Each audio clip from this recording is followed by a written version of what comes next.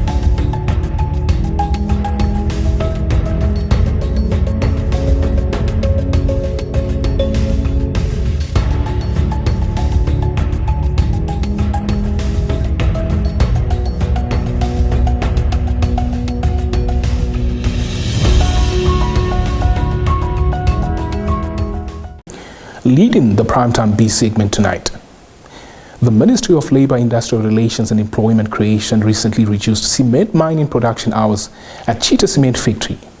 Let's find out why from this report. In a notice issued by the ministry, Chita Cement was ordered to stop carrying out operational activities at the mining site starting from 1800 hours to 6 in the morning due to insufficient lights at the site. The notice further indicates that the mining site for the factory is a health and safety risk to workers due to the poor lighting there. The same notice also temporarily suspended the use of forklift machines inside the factory until they are serviced to a satisfactory level. It read, the notice is in full force from the 19th of August 2022 until all corrective measures are effected to the occupational and health safety officers of the ministry. Chita Cement's general manager, Kevin Lee, is reportedly in Botswana and referred the Namibia Press Agency to the company's public relations officer, Tabby Moyo. Moyo on Saturday said the suspension is only for the night production, which will not affect the company as the mining activities for the day are enough for the needed cement materials. On to business news from the continent. Environmental campaigners in the DRC earlier today say they had faced threats due to their opposition to last month's auction of 30 oil and gas blocks. More from this report.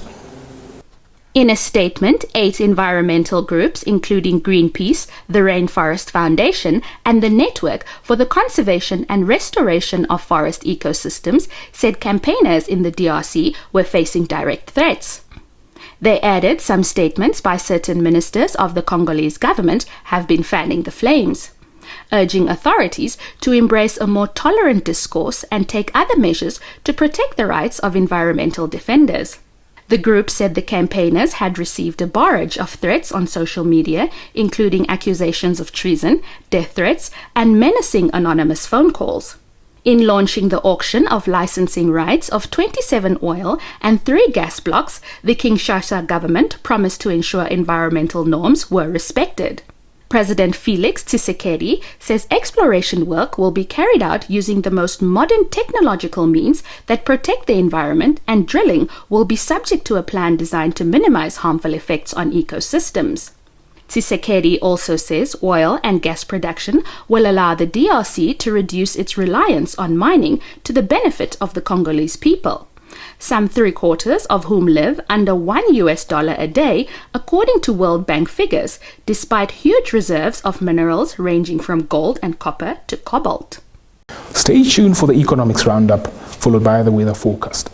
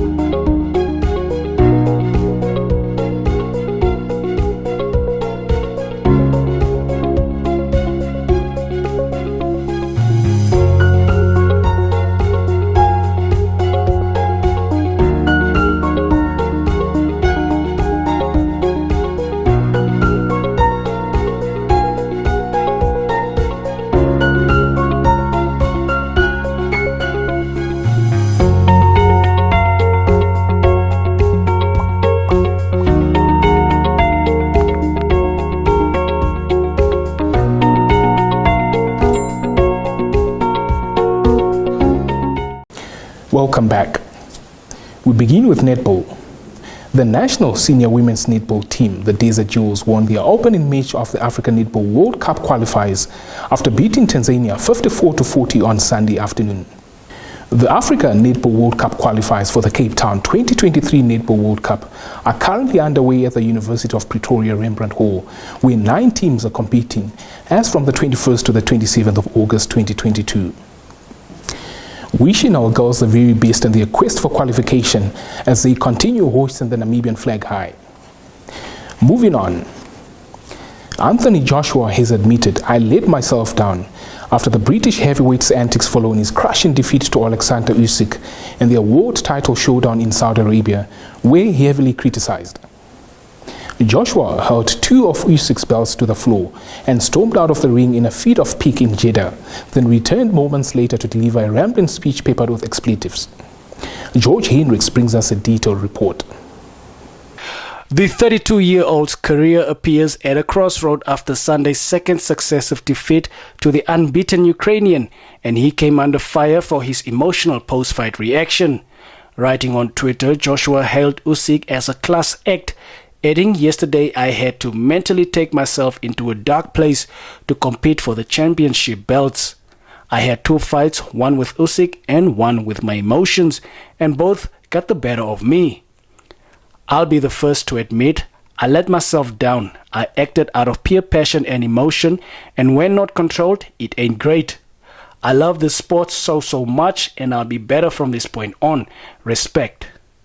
While Joshua was left trying to rebuild his career after his 3rd defeat, Usyk retained the IBF, WBA and WBO titles and will now seek a unification showdown with WBC champion Tyson Fury.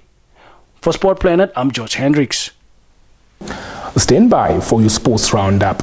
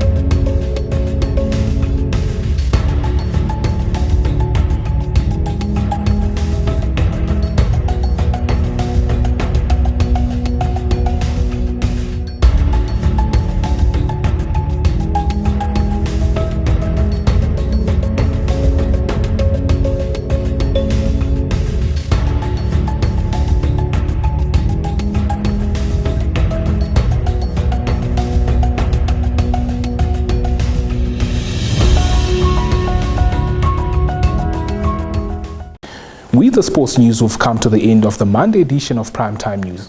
Much appreciated for watching.